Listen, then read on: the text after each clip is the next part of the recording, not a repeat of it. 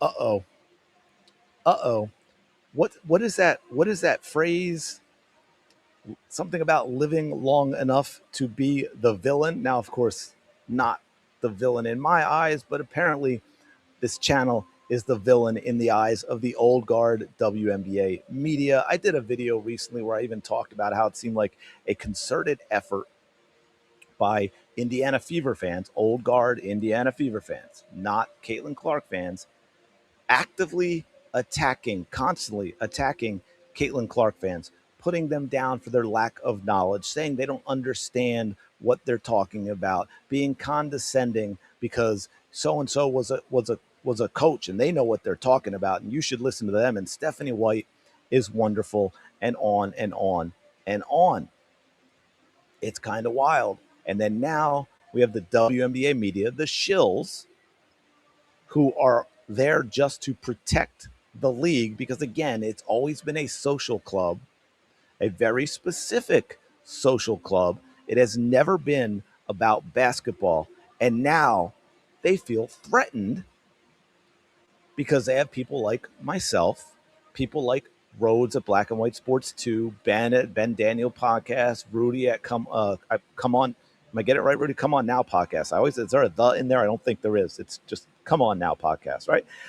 Who are going to tell you the truth, who, by the way, have a lot of basketball knowledge and understand how to break down the game. And yes, there's a lot of videos on this channel about all the other stuff surrounding it because it is news, but there are also a lot of videos where I break down the basketball, and we are going to use that when we discuss this article, which is absolutely insane as it goes after me and goes after those that I just mentioned. Rhodes and Ben and Rudy kind of lump us all together, trying to discredit us with personal attacks and letting us know that we don't know basketball.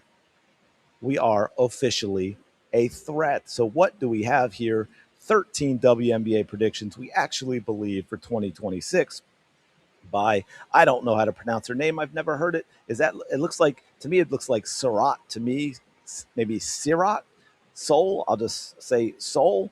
So we're going to go all the way down to the little bit here that really matters. By the way, Paige Beckers apparently is going to be a top 3 MVP vote getter right there. But let's check out the next one. Playing off ball will transform Caitlin Clark. Isn't that convenient?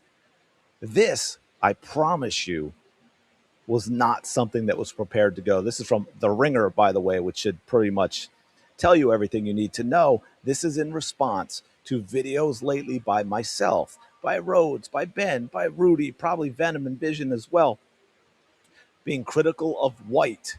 For one, talking about putting Caitlin off the ball, but also, as I've done very specifically, explaining what that means for White versus what other people think it means who are defending Stephanie White. And I've broken that down and made it very clear. So maybe Miss or Mrs. Ms. Soul, whatever it is, you might want to check those out. You might learn something. And then, of course, there's also the ridiculousness of her saying multiple times that we have to figure out how to get Caitlin Clark good looks. To which, of course, I reply, how can you be saying that now as the coach for the second year, who supposedly knew Clark better than anyone before getting the job, which we're going to get here in a minute? There are more technically proficient guitarists than Jimi Hendrix, but none of them had his imagination, feel, or penchant for risk taking, which made his instrument seem less like an inanimate object and more like a living, evolving thing. I'll keep this short. That right there makes me like, Jimi Hendrix is one of the greatest guitarists of all time. To sit there and say no one else had his imagination, feel, or penchant for risk taking is absurd. Just check out Stevie Ray Vaughan for starters. Check out Eddie Van Halen. There are plenty of guitars, but anyway, that I would put top tier. I'm not knocking Jimmy, but here we go. Let's get into it. Clark's the same way, a player whose logo range and playmaking feel have changed the very shape of the game. The money shot, which is not the logo 3 in this case. And no, despite the insistence of YouTube slop, Fever coach Stephanie White is not a sleeper agent for the WNBA's old guard, activated to cage Clark's most exciting qualities. So, a couple of things here. Thank you for calling me slop. I appreciate that. I'm wondering how much time you spent with Chat GPT or Grok to come up with that word, because it's clear that on an intellectual level, your writing is pretty much at a third grade level. We also, as they tend to do, like to move the goalposts. Let's address the next one. As you notice, she went for the personal attack of, I can't think of the Latin phrase off the top of my head now, but when you take, you automatically take someone's argument or stance to the extreme to make it seem absurd. If you, I don't want to look it up. So if you can think of the Latin phrase, please let me know in the comments below. And while I have talked about that and other people have talked about that as a possibility, because it sure seems legitimate, I've also, as I mentioned, broken down a lot of video, just did one recently, went into a lot of detail about all the off the ball stuff and what Stephanie White means when she says it and what I mean when I say it and how it is, the positives and negatives of all of it, which we'll get into a minute because this next sentence is important too. White is, however, a ball knower. She's not a ball breaker, though. She's a former ball breaker, now married to a woman who hates Caitlin Clark. Just saying. Who had a front row seat to Clark's Iowa wizardry as a broadcaster and realizes that sometimes the best way to get her the ball at the end of the possession is to have her give it up in the beginning. Okay, so and this is what I mean about the intellectual writing third grade level. She just went after Stephanie White. She just diminished Stephanie White, although she was trying to praise Stephanie White.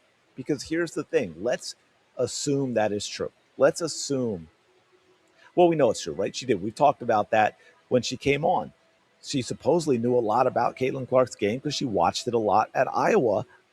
But if she were a ball knower, why are we hearing right now, multiple times from Stephanie White herself, that she has to figure out how to get Caitlin Clark open looks, how to get Caitlin Clark good looks? Because according to this sentence from Surratt, that should already be taken care of. There should be no way Stephanie White should have to still be trying to figure it out.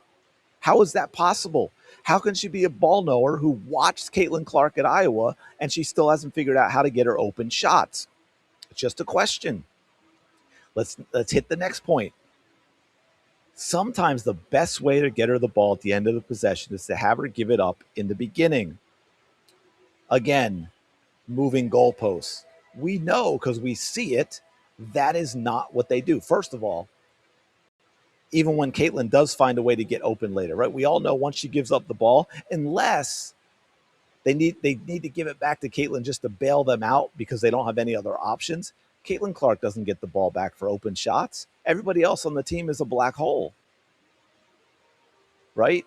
I have not once seen Caitlin give the ball up at the beginning of a possession to get it back at the end of a possession on a designed play, running off ball through screens and traffic and all this to have curls coming off the baseline or whatever it is she's doing. We've never seen it. Here's what we have seen. Caitlin Clark standing in the corner when her team plays 4 against 5 with no play, nothing designed to get Caitlin Clark the ball. Or she's going away and setting picks and getting knocked around and getting knocked to the ground and getting bumped and getting bruises, all those things that add up over a season that lessen a player's athleticism. We talk about, oh, we have to do it for less risk of injury. You're creating more risk for injury. So again, just based on those few things, refute me. Show me where that is wrong. Show me the video multiple times. I want to see a lot of video of Caitlin Clark giving the ball up at the beginning of a possession with a designed play to have her get it back at the end of the possession. And no, I don't mean dead ball inbounds plays with 2 seconds left in the clock of a quarter or a game, although we don't see that a whole lot either. Let's keep going because we're going to get into this. There are times when Indiana taps into the seamless, unencumbered quality of Clark's Iowa days, but it takes a lot more work than it did then. Whereas Clark looked free at Iowa in a Fever uniform, she often looks overburdened. She was 4th in MVP voting and all WNBA and set assist record of rookie year along with like 61 other records. What are you talking about? She's never looked overburdened. There's a Hawkeye in molasses quality to Fever games. Post Olympic break 2024, the Fever was the fastest team in the league. And then, of course, she says, no, it's not just about the physicality, it's more. Clark is indeed overtaxed with offensive responsibilities. Her creation burden has essentially gone up 20% as a pro. Receipts, as her off ball productivity has gone down 17.5%.